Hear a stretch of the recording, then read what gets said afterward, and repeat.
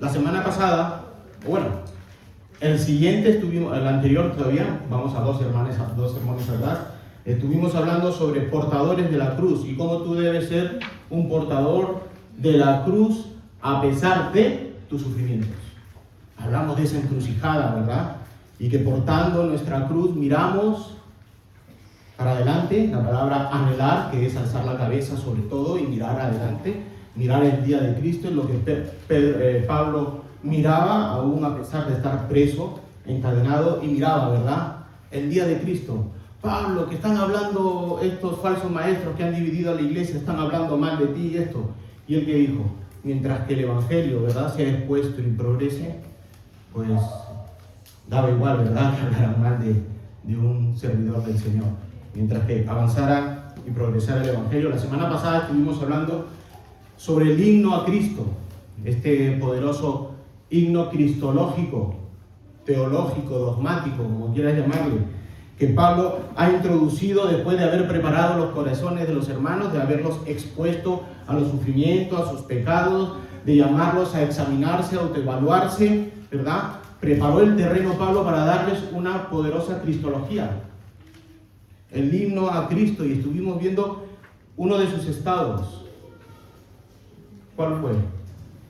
Su estado de la renuncia, vaciamiento, kenosis. ¿Recuerdan? El Hijo no se aferró, ¿verdad?, a estar junto al Padre. Hoy vamos a hablar otro estado de Jesucristo, el estado de humillación. Para ello vamos a leer Filipenses 2, del 5 al 11. Si lo buscan en su Biblia, no está, ¿vale? Luego leemos el 8. Pon la portada, ahora lo leemos, estoy haciendo una intro.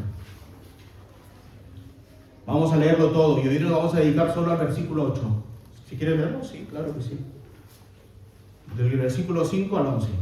Haya pues en vosotros este sentir que hubo también en Cristo Jesús, el cual, siendo en forma de Dios, no estimó el ser igual a Dios como cosa a que aferrarse, sino que se despojó a sí mismo, tomando forma de siervo, hecho semejante a los hombres, y estando en la condición de hombre se humilló a sí mismo, haciéndose obediente hasta la muerte y muerte de cruz.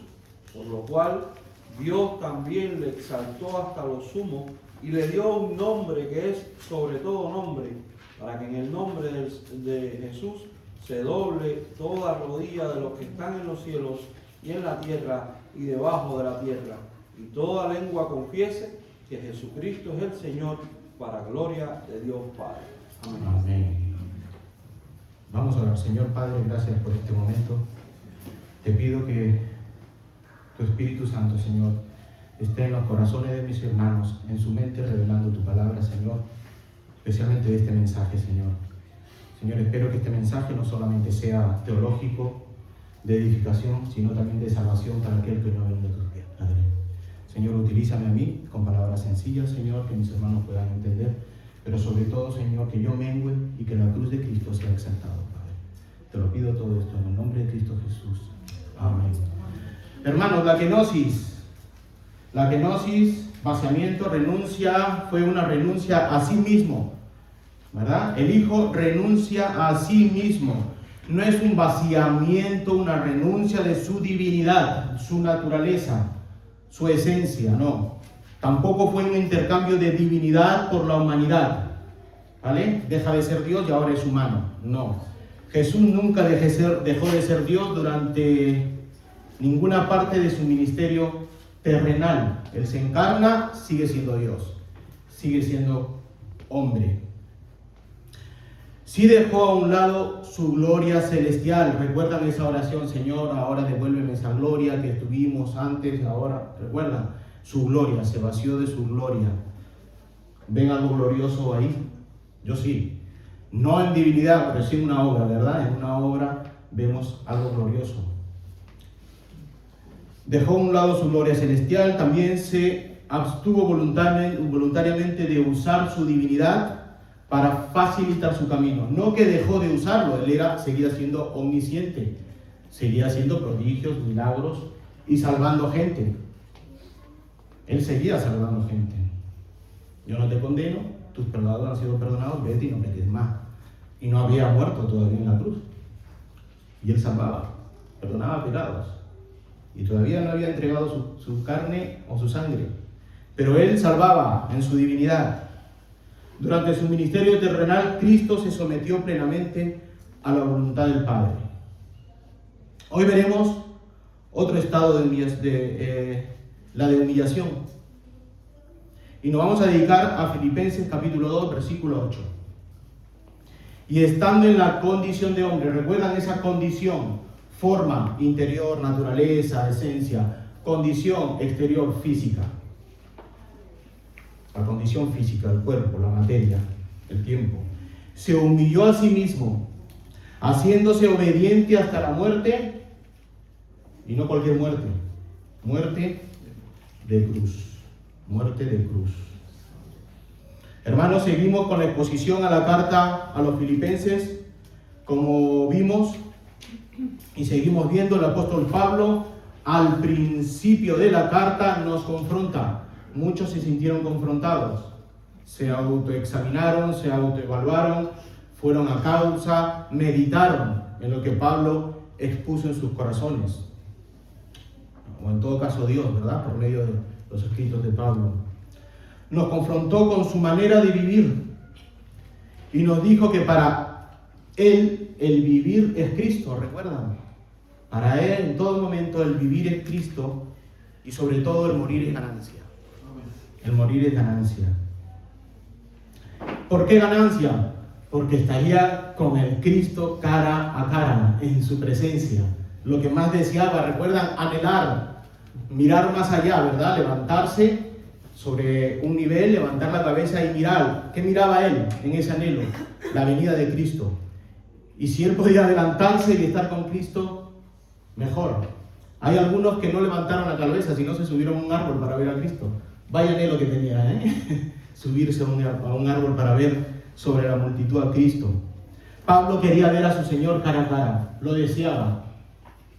Nos confrontó con el Evangelio y a pesar de las circunstancias, su anhelo es seguir con el progreso o el avance del Evangelio. Nunca cesó de predicar o enseñar o hacer discípulos mirando siempre hacia la meta, mirando siempre a Cristo, el día de Cristo. En el capítulo 2, el apóstol prepara nuestros corazones para que podamos recibir una de las doctrinas más puras y de contenido infinito y también a la vez muy tergiversado, donde han nacido muchas herejías. Hay un vídeo del doctor Daniel Caballero, presidente de editorial Teología para Vivir. Tiene unos videos que se los pasaré esta tarde para que puedan entender y comprender más el estado de humillación de Cristo. Si quieren comerse esta tarde 3 horas de vídeo, estupendo. Yo lo he hecho y ustedes pueden hacerlo, ¿vale? Y van a conocer más sobre esta doctrina cristológica. Podríamos decir incomprensible para nuestra mente humana. En cierta medida la cristología es incomprensible para nuestra mente finita, humana. Es por ello que la palabra de Dios, que es verdad, la recibimos por fe. Si la recibiéramos puramente teológica y mentalmente, razonalmente, como hoy cree la teología de la crítica o liberal, no lo entenderíamos. Pero nosotros recibimos la palabra por fe. Y aunque nuestra mente no pueda procesarlo del todo, lo recibimos con fe en nuestro espíritu, en nuestro corazón y en nuestra mente. El Espíritu Santo revelará, nos dará a conocer y por fe entenderemos y luego entenderá nuestra mente qué es la cristología de Cristo. ¿Por qué 2 naturalezas? ¿Por qué 2 espíritus? ¿Por qué unidos pero no mezclados? ¿Qué es eso? Cada uno con sus diferencias, uno sujeto al otro. Son cosas que nuestra mente no puede entender, pero nuestro espíritu, junto con el Espíritu Santo, entendemos. La semana pasada empezamos con esta serie de sermones sobre el himno a Cristo. Si recuerdas, la primera parte tratamos sobre la kenosis, vaciamiento, renuncia. El título que le pusimos a la prédica de la semana pasada fue la renuncia, el himno a Cristo a la renuncia. Dijimos que el himno a Cristo es considerado por los teólogos, los estudiosos, como uno de los fragmentos más antiguos de todo el Nuevo Testamento. Se cree que Pablo no lo escribió de su puño y letra, sino que citó un himno que las primeras comunidades cristianas ya cantaban, ese himno, ya las cantaban, apenas unos años después de la muerte de Jesús. Y no había internet, no había YouTube, no había Facebook, no había grandes teólogos, unos cuantos discípulos y apóstoles, pero entendían lo que era la kenosis. Hoy en día, no, la mayoría de iglesias no lo conocen. Lo único que saben es crear atmósferas, ¿verdad? Cantando 3 horas, ¿verdad? Moviendo la mano así. Pero no conocen de teología, no conocen qué es los estados de Cristo, no conocen las dos naturalezas en la humanidad de Cristo. Vosotros ya lo estáis conociendo.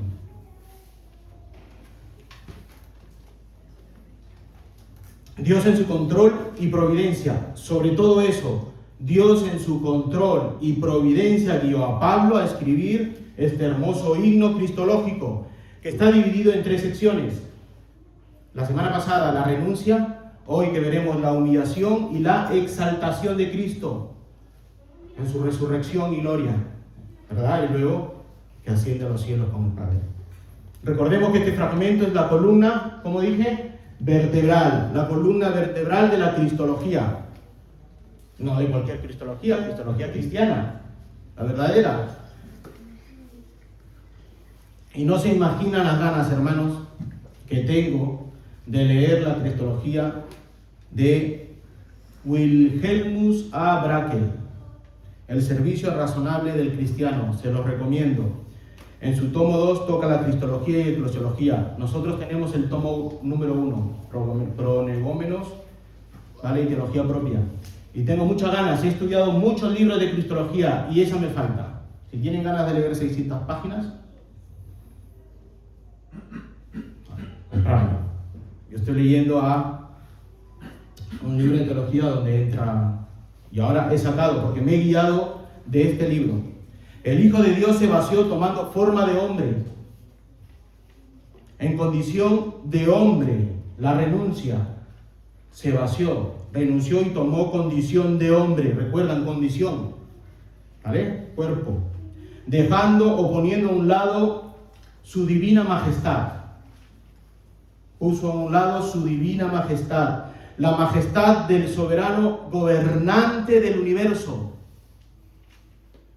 Él dejó ese lugar y tomando naturaleza humana, pero no cualquier forma, sino en forma de siervo, esclavo en otras palabras.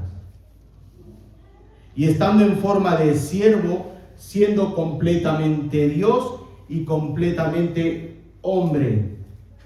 En estas 2 condiciones no brilló como luz divina, que por naturaleza le corresponde. Por eso Jesús pudo orar: ahora pues, Padre, glorifícame a tu lado tuyo, con aquella gloria que tuve contigo antes de que el mundo existiera, fuese. Él estaba en la gloria, su divina majestad. El Hijo de Dios se vació tomando forma de hombre, recuerdan, renuncia al vaciamiento, kenosis. En condición de hombre, la renuncia, la kenosis, dejando o poniendo a un lado, no es que se separó o dejó su divinidad, no, dejando a un lado su divina majestad, la majestad, como dijimos, del soberano gobernante del universo, tomando naturaleza humana, ¿verdad? En forma de siervo, no cualquier siervo, sino de esclavo. Y ahora vamos a ver esclavo de qué. Esclavo a la ley de Dios. Se sujetó a la ley para cumplirla por nosotros que no podíamos cumplirla. Estando en forma de siervo, siendo completamente Dios, completamente hombre, no brilló como una luz divina, que le correspondía por ser Dios Todopoderoso. Por eso Jesús pudo orar, ya lo dijimos, ahora pues, Padre, glorifícame a tu lado tuyo, a tu lado, con aquella gloria que tuve contigo, ya no la tienes, ¿verdad? Se vació, que tuve contigo antes de que el mundo existiera, antes de que el mundo fuese. Hermanos, ahora vamos a ver el estado, ya no de la renuncia que la conocemos, sino la de humillación. La de humillación de nuestro Señor durante el tiempo que estuvo de paso en este mundo, en esta tierra de pecado y en forma de siervo, esclavo. Pero ¿qué significa la palabra humillación? Porque podemos tener un concepto general de lo que es humillarse. Y para algunos la palabra humillarse puede ser positiva o puede ser negativa. Para el cristiano humillarse, ¿verdad?, de sus pecados y entregarse a Cristo es positivo. Para otros que son egocéntricos, ¿cómo me voy a humillar yo? Yo debo seguir mirando a la gente en mi condición social, económica y por encima del hombro. ¿Pero qué dice la RAE? Para la RAE es inclinar o doblar una parte del cuerpo, ¿verdad? Los incas entraban para ver a su soberano con una roca así y no podían, y de espalda.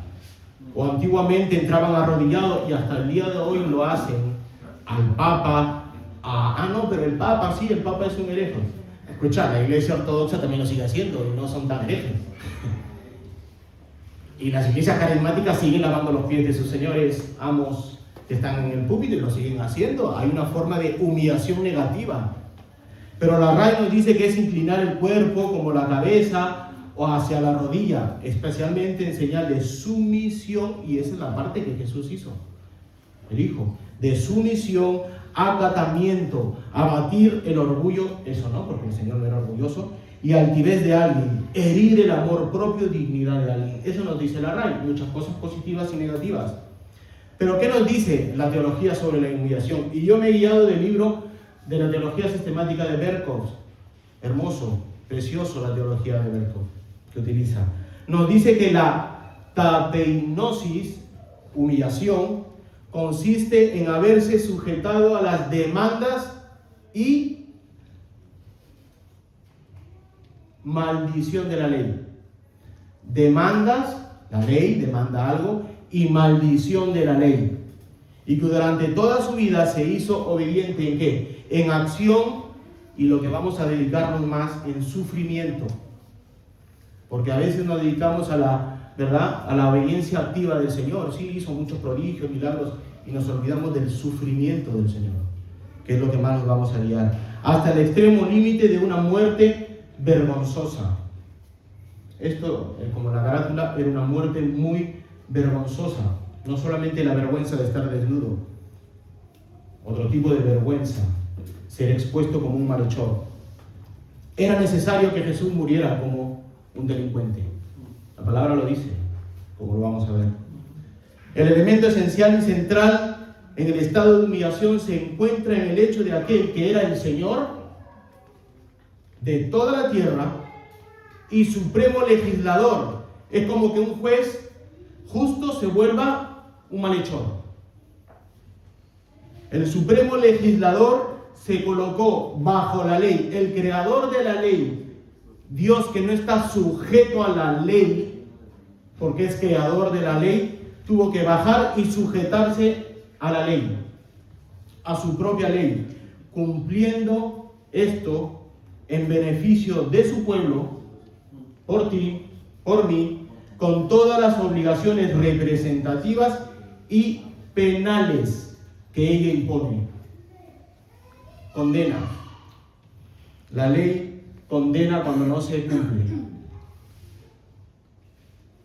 Por esto se hizo legalmente Jesucristo, Jesús, el Hijo, Dios, se hizo responsable penalmente de nuestros pecados y se atrajo a sí mismo toda la ley. Busquemos Gálatas 4:4.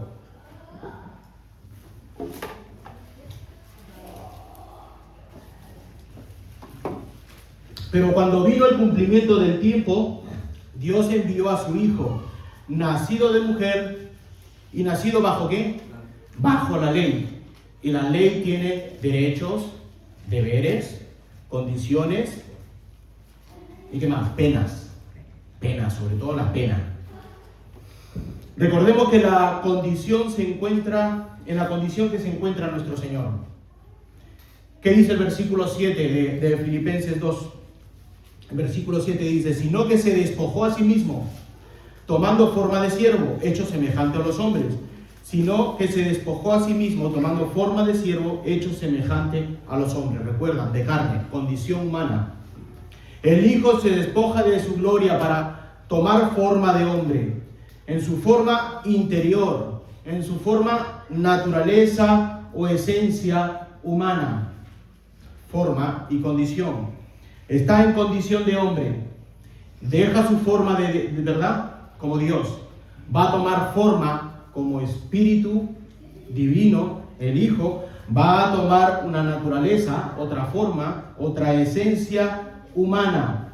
El espíritu divino, por naturaleza, toma naturaleza o esencia humana. Así que ahora tenemos dos naturalezas: la divina del Hijo y la humana de hombre. Dos esencias, dos naturalezas, dos espíritus o alma en una sola persona. Condición, en una sola persona.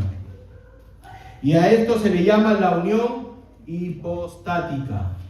Unión hipostática. Esta doctrina establece que ambas naturalezas están unidas en una sola persona. El Verbo, el Hijo de Dios, sin confusión, cambios, divisiones ni separaciones. Es el concepto central de la Cristología de Calcedonia. La Confesión de Fe Bautista de Londres de 1689 aborda la unión hipostática principalmente en el capítulo 8 de Cristo Mediador, especialmente en los párrafos 2, 3 y 4. Siguiendo de cerca la tradición teológica ortodoxa calcedoniana y la Confesión de Westminster. ¿Qué dice la Confesión de Londres de 1689? En el 8. En el punto 2.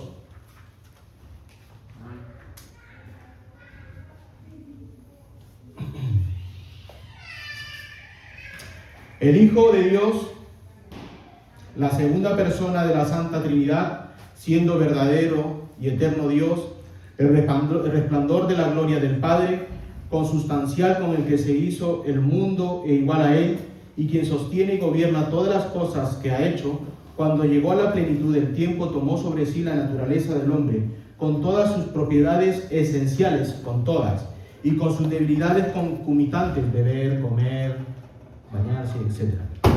Aunque sin pecado, siendo concebido por el Espíritu Santo en el vientre de la Virgen María, al venir sobre ella el Espíritu Santo y cubrirla del Altísimo con su sombra, y así fue hecho de una mujer de la tribu de Judá, de la simiente de Abraham y David, según las Escrituras, de manera que dos naturalezas completas, perfectas y distintas, una es divina, la otra no, se unieron inseparablemente en una persona para siempre, pero sin conversión, composición o confusión alguna, cada una con sus propiedades. Uno es hombre, el otro es divino.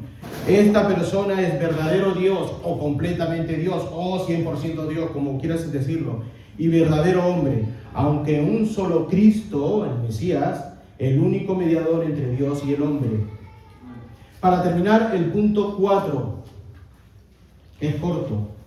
El Señor Jesús asumió de muy buena voluntad este oficio, y para desempeñarlo nació bajo la ley y cumplió perfectamente y sufrió el castigo que nos correspondía a nosotros.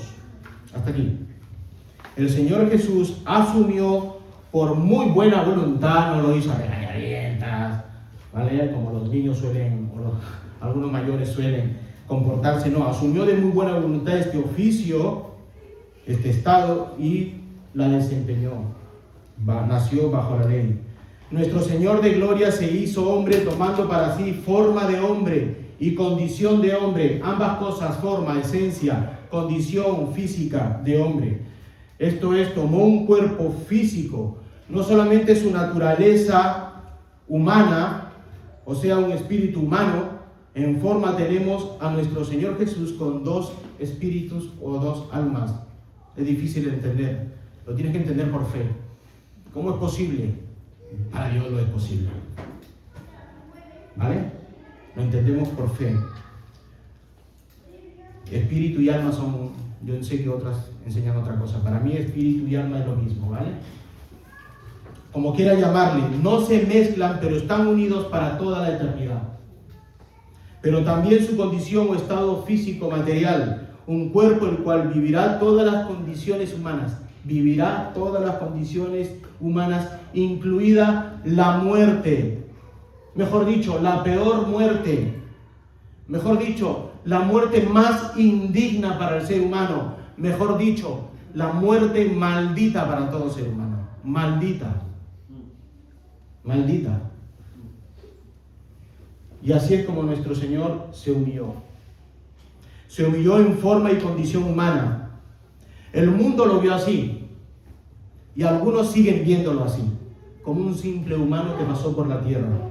Los romanos, como un simple mortal judío, que para los romanos Jesús no valía nada. Viene de un pueblo bajo sujeción y subyugados por un imperio. Por otro lado, para los judíos, incluidos los del templo, no valía nada. Tanto para los romanos como para los judíos no valía nada. Para el Sanedrín, un agitador de masas con una creencia que pone en peligro el statu quo. ¿Se acuerdan? La altivez de mirar sobre los hombros a otra persona, el ego. Pone en peligro el statu quo. ¿Qué es esto? El estado de las cosas. En un momento específico, refiriéndose al orden establecido, la situación actual, frecuentemente usada en política, sociedad y en este caso la religión para indicar resistencia o cambio. Para ellos vieron un revolucionario, un terrorista, como se diría hoy. Eso es lo que miraba el templo, el Sanedrín, la gente judía. Deberían haber estado esperando al Rey de Gloria. Deberían haber estado esperando a su ungido. Deberían haber estado esperando a su Mesías, a su Cristo. Pero Juan 1 nos dice en el versículo 11 y 12. Juan capítulo 1, versículos 11 al 12. A lo suyo vino. Él vino a hacer las cosas. A lo suyo vino. Él tenía una operación, un trabajo, un orden establecido. Como hemos dicho, voluntariamente. A lo suyo vino. A los suyos, y los suyos no lo recibieron, los judíos no lo recibieron, mas a todos los que le recibieron, a los que creen en su nombre, les dio potestad de ser hechos hijos de Dios. Por eso estás aquí, porque tú sí lo has recibido. Pero los judíos no lo recibieron. El Hijo se humilló entregándose en obediencia a la ley, bajo la ley de Dios, bajo su propia ley, bajo la tortura de los hombres. Jesús, bajo esta obediencia, tuvo dos aspectos de obediencia, la activa y la pasiva. La activa, que vivió en obediencia de Dios y su palabra. Obedeció la ley e hizo buenas obras. Jamás pecó. Fue tentado en todo, pero no pecó. Pero también una obediencia pasiva, entregándose primero a la tortura y luego una muerte en cruz, como dice la palabra en Isaías 53:2. Y lo tenemos aquí abierto, me parece, o lo teníamos, lo han cambiado. Isaías 53, versículo 2, dice: subirá cual renuevo delante de él, y como raíz de tierra seca, no hay parecer en él. Imagínate. Esto no quiere decir que él era feo, o atractivo, o guapo. No. Recuerda, torturado, desfigurado. No hay parecer en él, ni hermosura. Le veremos, mas sin atractivo para que le deseemos. Qué contradictorio, ¿verdad? ¿Tú puedes desear a alguien que no es atractivo?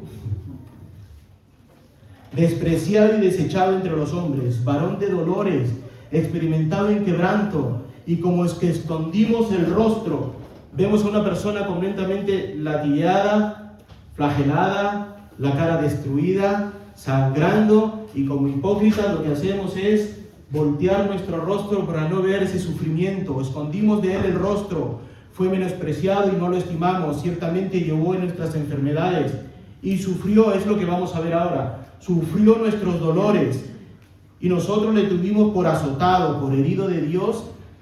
¿Quién lo hirió? ¿Fueron los romanos o fueron Dios? ¿No fueron los judíos? ¿No fueron los romanos? Pero herido de Dios y abatido, mas él herido fue por nuestras rebeliones, molido por nuestros pecados. Uy, ¿cómo que molido? Es como que te atropellaron un coche y te revienta todo, ¿no? Pero recuerden, él no fue quebrantado sus huesos, pero fue molido. El castigo de nuestra paz fue sobre él, y por su llaga fuimos nosotros curados. Todos nosotros nos descarriamos como ovejas, cada cual se apartó por su camino, mas Jehová cargó en él el pecado de todos nosotros. Jehová, Dios, Elohim, Yahvé, angustiado él y afligido. ¿Ha visto esa pasiva? La pasividad del Señor. No abrió su boca, como cordero fue llevado al matadero, y como oveja delante de sus trasquiladores enmudeció, y no abrió la boca para quejarse más que para decir: Señor, te entrego mi espíritu, te encargo mi espíritu. Hablando de la humana, no la divina. Hay que entender ahí ¿vale? La teología. Nuestro Señor Jesús sufrió desde el día que nació, porque vamos a ver y enfocarnos en el sufrimiento de Cristo, en su estado de humillación. Nuestro Señor Jesús sufrió desde el día que nació, y toda su vida fue sufrimiento activo y pasivo. El Hijo sujeto a la ley, sabiendo que sufriría, y no se quejó por ella. Además, se sujetó a ella.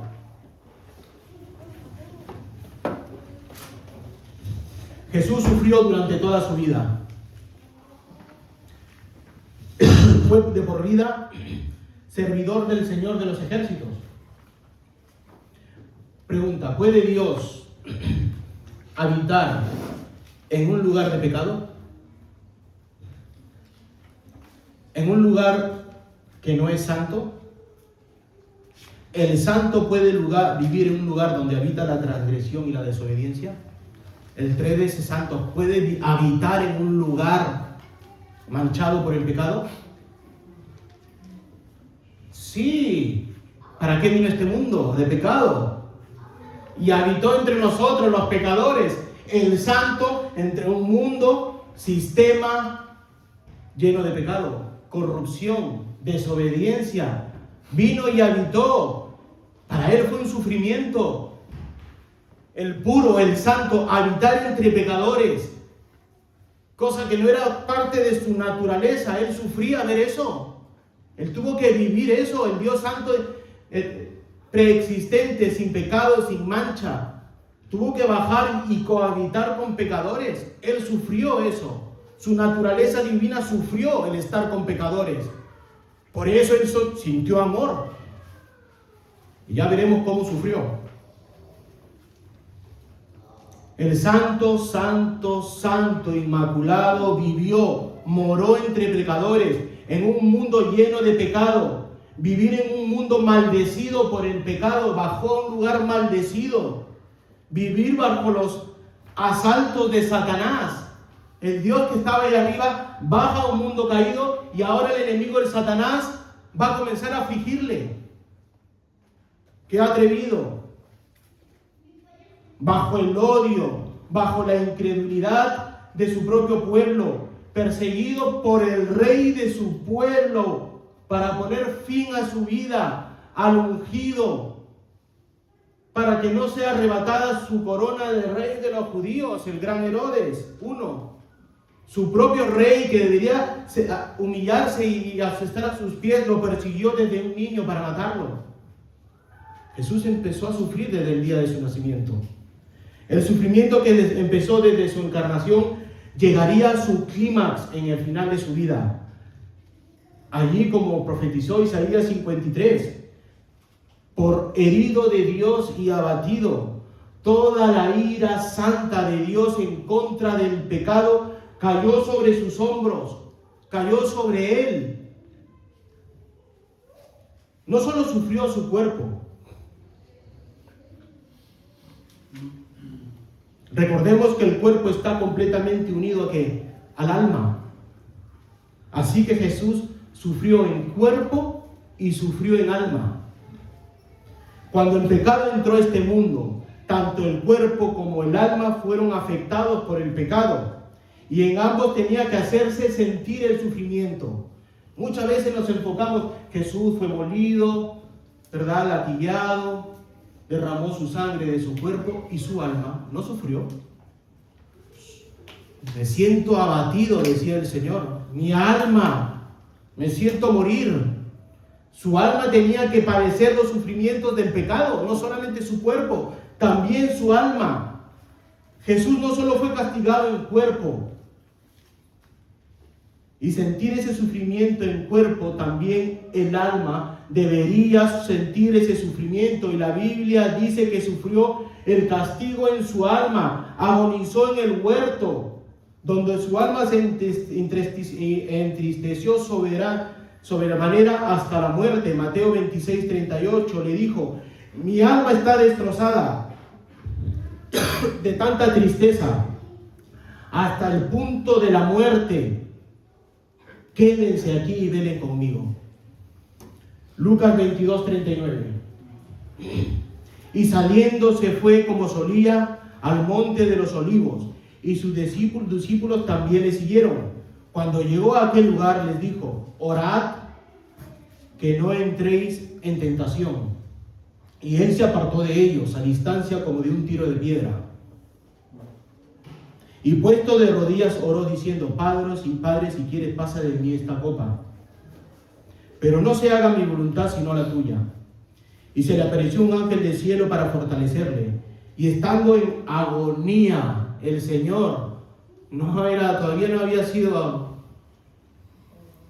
azotado. Estando en agonía, oraba más intensamente. Y era su sudor como grandes gotas de sangre. Ya comenzó a derramar sangre el Señor, no solamente en la cruz.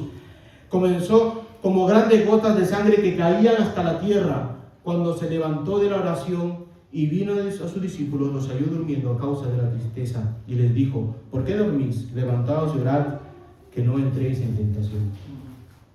El sufrimiento de Cristo en las tentaciones. Él sufrió en las tentaciones. No, Él los venció, sufrió. Estos fueron parte integral en su sufrimiento. Hermanos, uno que no podía pecar, porque no podía, no quería, no podía, fue tentado. El astuto Satanás, sabiendo quién es Jesús el Cristo, intentó que cayera en tentación sabiendo que no podía pecar. Y nuestro Señor, en su humanidad, tanto espiritual y física, tuvo que sujetarse a la ley en ese momento, sujetarse a la palabra para no desobedecerla. Hermanos, nosotros como pecadores estamos expuestos a nuestros deseos pecaminosos. Debemos con mayor razón estar sujetos a la palabra. Si Jesús, que no podía pecar porque no moraba en el pecado, se sujetó a la palabra, más aún tú que tienes ese antiguo hombre en pecado, debes sujetarte a la palabra en obediencia.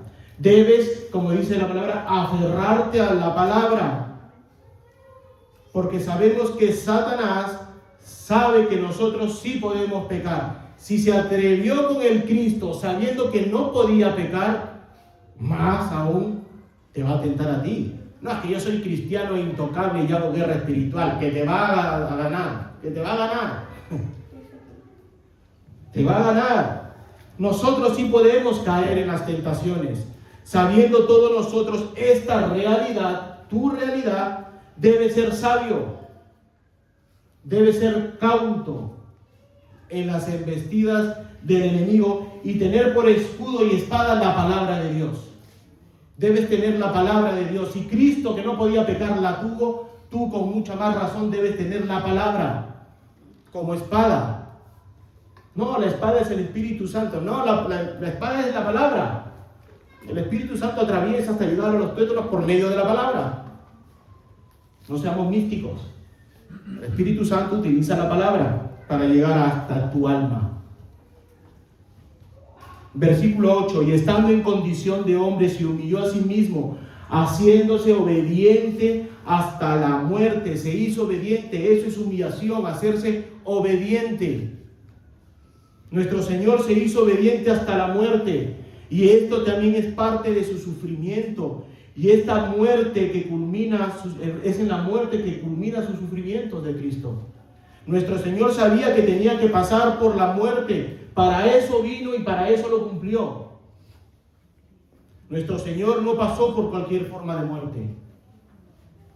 El verso nos indica que muerte de cruz, la peor forma de morir hasta el día de hoy. Pero incluso antes de morir fue torturado a latigazos, colocado una corona de espinas en su cabeza. Debemos recordar, hermanos, que la muerte es el castigo judicial de Dios por nuestra desobediencia. Y es así como debemos ver la muerte de Jesús. Nuestro Señor no moría por causa de su pecado personal, ya que Él siempre fue sin mancha y sin pecado, pero murió por tus pecados, cargándolos sobre sí.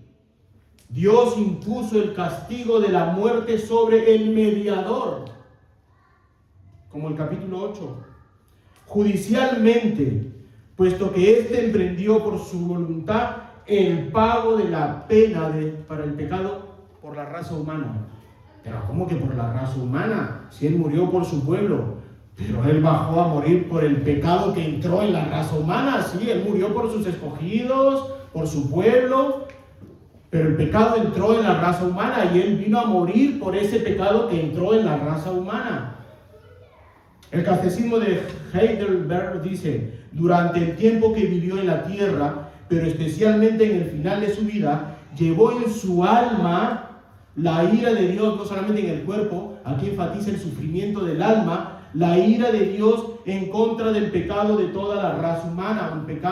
La raza humana estaba en pecado y él se entregó para morir por su pueblo. Estos sufrimientos fueron seguidos por su muerte en la cruz. Y en esta cruz padeció el sufrimiento de separación con el Padre por causa del pecado. Esta separación entre el Padre y Jesús, no el Cristo, y Jesús, hombre, el cual lleva en sí mismo los pecados de su pueblo. Jesús clamó a gran voz diciendo: Elí, Elí, lama sabactani. Esto es: Dios mío, ¿por qué me has desamparado? Eso es por causa del pecado. Durante un breve de tiempo sufrió la infinita ira de Dios en contra del pecado. Hasta el final salió victorioso. La ira de Dios sobre su cuerpo, la ira de Dios sobre su espíritu. Es así como debemos verlo. El carácter judicial de su muerte. Podemos ver el carácter de la sentencia humana. Tuvo que ser condenado judicialmente por hombres. Jesús fue condenado por hombres terrenales, en este caso por Roma, quien lo declaró culpable, lo sentenció a muerte junto a malhechores, procesado, condenado, sentenciado por un juez romano. Y todo esto arreglado providencialmente por Dios.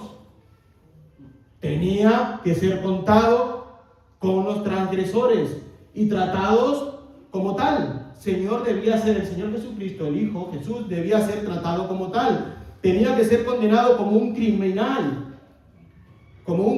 que cometió los más arduos delitos. Aún siendo inocente, fue contado como culpable. Isaías 53:12. Por tanto, yo le daré parte con los grandes, y con los fuertes repartirá despojo, por cuanto derramó su vida hasta la muerte y fue contado con los pecadores, los malhechores, habiendo él llevado los pecados de muchos y orado por los transgresores. Marcos 15:28. Y se cumplió la escritura que dice, y fue contado con los inicuos. Debía ser condenado como un malhechor, como un delincuente. Ningún justo podía llevar los pecados. Tenía que ser contado como un malhechor para llevar los pecados. Pero era justo, ¿verdad? Era justo. Eso se entiende por fe. Teológicamente no lo vas a entender. ¿Cómo un justo se convierte en un malhechor para llevar los pecados? ¿Deja de ser justo? No, sigue siendo justo. Pero lleva los pecados del mundo. Cuando Jesús murió en la cruz, por ti, por mí, llevando nuestros pecados, cumplió la demanda externa de la ley, librándonos a nosotros de tal ofensa y ofrenda y maldito como castigo de muerte en cruz. Pero en la cruz no acaba su estado de humillación. Ya está, Él murió y se liberó de su estado de humillación, no. Debe continuar su estado de humillación. Aunque el texto sí termina con su muerte en la cruz, en el versículo 8, hay más aspectos de la humillación como su entierro.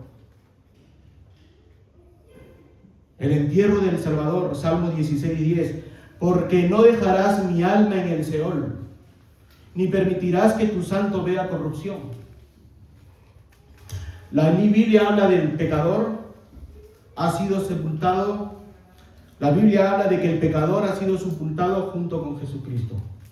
El pecador, Jesucristo, sin mancha, sin pecado, pero siendo pecador, ha sido sepultado. Así como fuimos juntamente nosotros crucificados, también somos sepultados con Jesucristo. ¿Te das cuenta?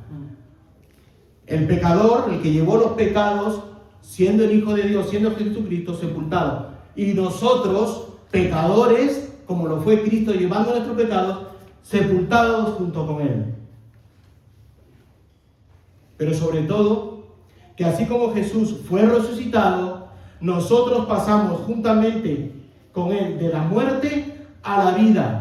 Y ahora somos nuevas criaturas en espíritu. Y en el día del Señor, en cuerpos glorificados. Juntamente crucificados, juntamente sepultados, juntamente resucitados y juntamente glorificados en el día del Señor. Primera de Corintios 15:20. Mas ahora Cristo ha resucitado de los muertos, primicia de los que durmieron es hecho, porque por cuanto la muerte entró por un hombre, también por un hombre la resurrección de los muertos, porque así como en Adán todos mueren, también en Cristo todos serán vivificados. ¿Quiénes todos? Tú, yo, su pueblo. Pero la humillación de nuestro Salvador no queda en una tumba, pastor. La humillación sigue, sí. Su estado de humillación fue la más grande, la más extensa. La más grande fue dejar su trono y venir a este mundo. Pero la más extensa fue su humillación en esta tierra. Y no quedó en la tumba. Continúa.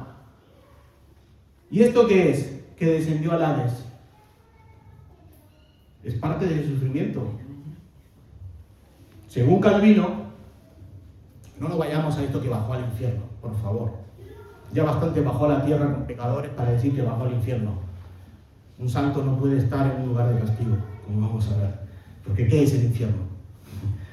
Para la humillación de nuestro Salvador no queda la tumba, continúa. Y esto es que descendió al Hades. Según Calvino, interpreta la frase metafóricamente, como refiriéndose a los sufrimientos penales en la cruz del Calvario, sufrimientos en cuerpo, en alma, penales de Cristo en la cruz, donde Él de verdad sufrió la angustia del infierno. El catecismo de Heidelberg y los reformados no solamente ven los sufrimientos de la cruz, sino también la agonía en el Getsemaní. ¿Recuerdan? Sufrió en agonía y derramó sangre.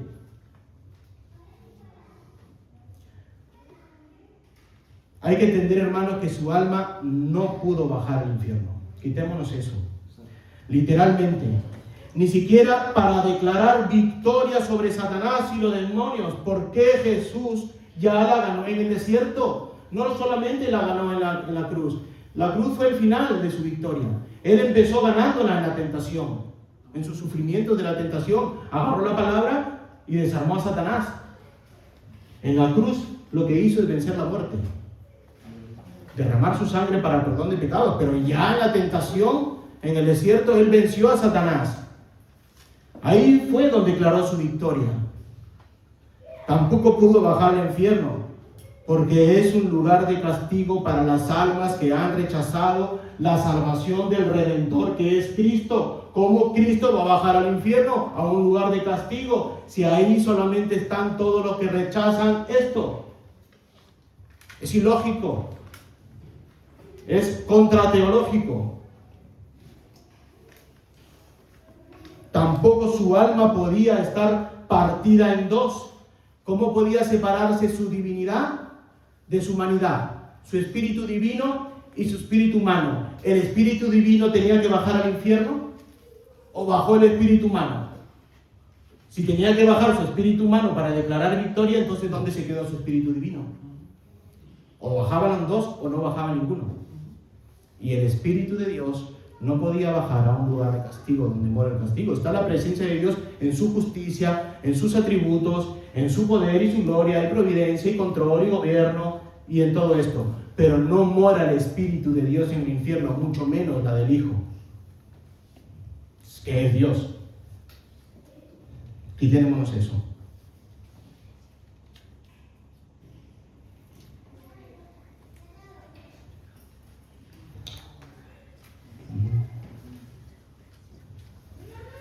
¿Por qué? No podía estar en el infierno porque estaba junto al Padre. Entre su muerte, su entierro y su resurrección pasarían 3 días. Entierro o sepultura, yo le he puesto entierro, perdón, sepultura, no se enterraba, sino se ponía una sepultura, pero digamos su entierro, muerte, entierro, sepultura y su resurrección pasaron 3 días. La Biblia sí nos dice dónde estuvo Jesús. Y especialmente lo que le dice al malhechor en Lucas 23, 42. Y dijo Jesús, acuérdate de mí cuando vengas en tu reino, le dice el malhechor.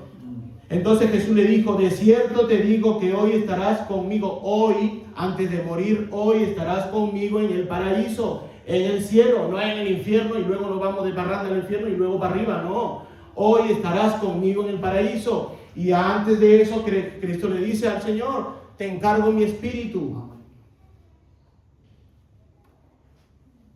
Hoy estarás conmigo en el paraíso. Verdaderamente, ninguna parte de la Biblia enseña que nuestro Santo Salvador bajara a las llamas del infierno. Simplemente es un agregado al credo apostólico en el año 390. Es un agregado que le llamaron el credo de Aquilea, no apostólico, sino el credo Aquilea, un aumentado. Lo único que sí enseña la palabra en esta etapa de su humillación es en Lucas 46. Entonces Jesús, clamando a gran voz, gritando más que yo, dijo, Padre, en tus manos encomiendo mi espíritu. Y habiendo dicho esto, expiró. Te encomiendo, ahora es parte tuya. ¿Y qué dijo antes? Señor, devuélveme la gloria con la que tuvimos antes que fuese creado. Y en ese momento que dice, te encargo mi espíritu, se cumple la palabra, que sea devuelta su gloria. No pudo estar en los infiernos. No era parte de su humillación. No era parte de su estado de humillación estar en el infierno. La parte culminante de su humillación es estar junto al Padre para que sea devuelta su gloria. Ahora, amados hermanos, su estado de humillación empieza en su encarnación. Su vida pasiva y activa con sus sufrimientos al ser perseguido, vituperado, torturado, muerto, enterrado, 3 días esperando su glorificación, y donde el próximo sermón veremos su estado de exaltación y glorificación. Pero aquí no queda un sermón si no hay una exhortación pastoral. El camino del siervo.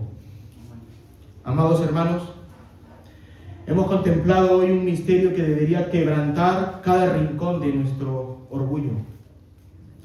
El Señor de gloria, como dije, el legislador supremo del universo, no solo se hizo hombre, sino que se humilló a sí mismo, y el texto es cortante, como una espada de dos filos.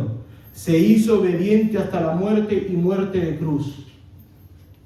Si Cristo, siendo santo, inmaculado, caminó por este mundo maldecido, vituperiado, el hombre le odió.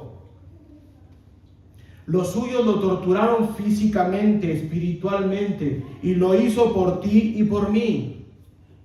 ¿Con qué derecho te aferras a tu propia gloria? O sea, si Él dejó su gloria para ser vituperiado, masacrado, golpeado, pasó por esos sufrimientos, ¿con qué derecho te aferras tú a tu propia gloria? La imitación de Cristo en el estado de humillación no es una sugerencia poética y hermosa que Pablo pone en la carta de los Filipenses para ponerlo en un marco. Es el mandato para todo aquel que dice ser un discípulo de Cristo. Es un mandato. Pablo no está diciendo, este es un canto y un hínico, le ponemos letra y lo cantamos. No, es un principio para ti. Es una exhortación para que tú, siendo imitador de Cristo, ¿cómo vas a imitarlo ahora en la humillación? La semana pasada nos dijimos que tú deberías imitar en la renuncia, renunciando a todo aquello que te aferra. Hijos, trabajo, una relación, X, tu coche. Pero ahora, ¿cómo lo imito en la humillación? Dejando ese ego, que soy más sobre uno, más sobre otro, a algo que te aferras a tu propia gloria.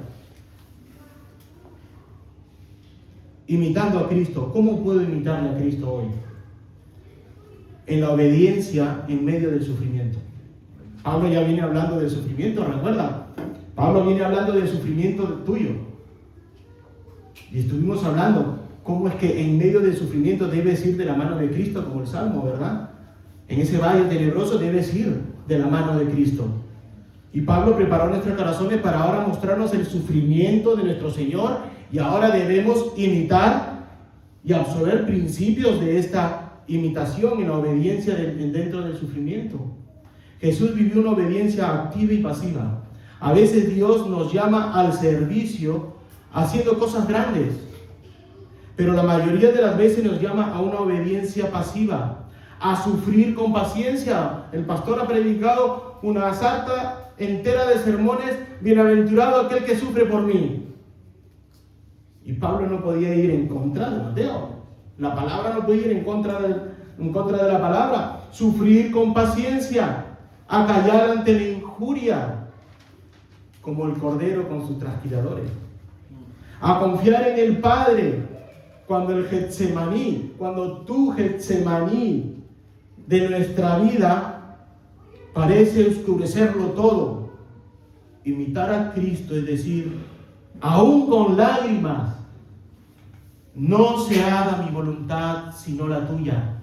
Estás en medio de problemas, de sufrimientos, de aflicciones, en agonía, que siento morir en el alma cuando estás en ansiedad, cuando estás en estrés. Siento morir, has pasado por un problema, siento que mi alma se muere y estás en agonía. Señor, no se haga mi voluntad sino la tuya. Siento morir. Señor, hágase tu voluntad. Pero también el abatimiento de nuestro orgullo. No solamente en nuestro sufrimiento, en nuestra altivez. Vivimos en una sociedad que, como los romanos y los judíos de aquel tiempo, desprecia todo lo que parece bajo o humilde. El mundo nos dice: no te dejes, mantén tu statu quo, defiende tu dignidad. Pero nuestro Salvador permitió que su dignidad fuera herida para nuestra salvación. Hermano, imitar la humillación de Cristo es estar dispuesto a ser contado entre los transgresores, si es necesario, por causa de la verdad. Es renunciar a la necesidad de tener siempre la última palabra. Nosotros, los sacerdotes del hogar, es renunciar a tener la última palabra y de ser un gran reconocido. es considerar que si Jesús lavó los pies y fue a una cruz siendo rey, ningún siervo en esta iglesia o en tu hogar es demasiado bajo para ti. En la resistencia a la tentación también podemos imitar a nuestro Señor. Nuestro Señor fue tentado en todo, pero se mantuvo sujeto a la palabra.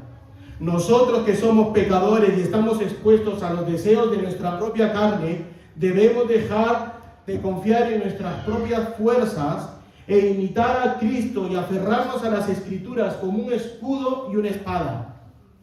Si Él se sujetó a la ley siendo su autor, legislador, cuánto más nosotros debemos someternos en obediencia a su voluntad y a su palabra.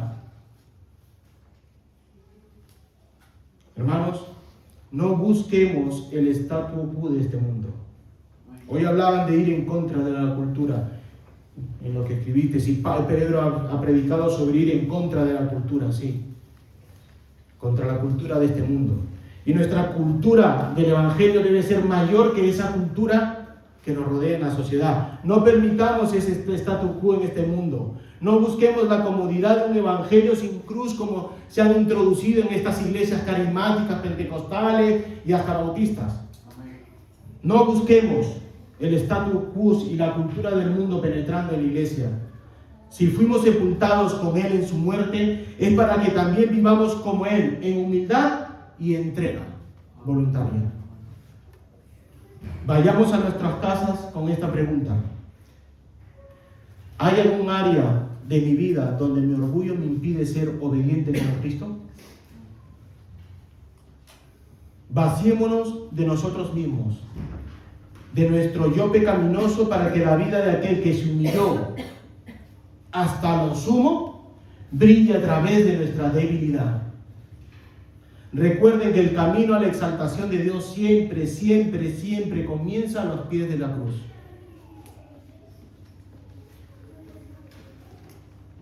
Y terminemos con una doxología. Oh Dios, Trino soberano, decían los reformados. Oh Dios, Trino soberano. Hoy nuestras almas se postran ante el misterio de la piedad. Es un misterio para nuestras mentes.